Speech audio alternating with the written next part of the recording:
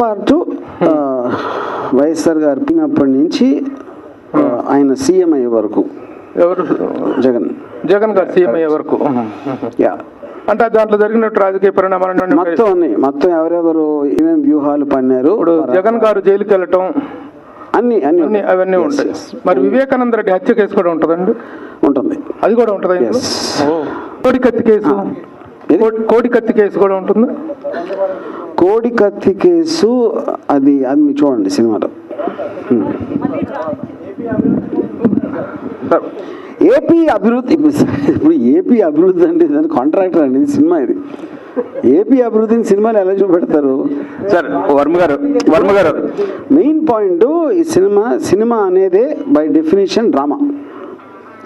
అప్పుడు జరిగిన ఇన్సిడెంట్లు, దాని నుంచి ఏమేమి జరిగినాయి అనేది ఒక డ్రామాటిక్ ఆస్పెక్ట్లో చేయటం అనేది అదే నేను చేసింది. యా.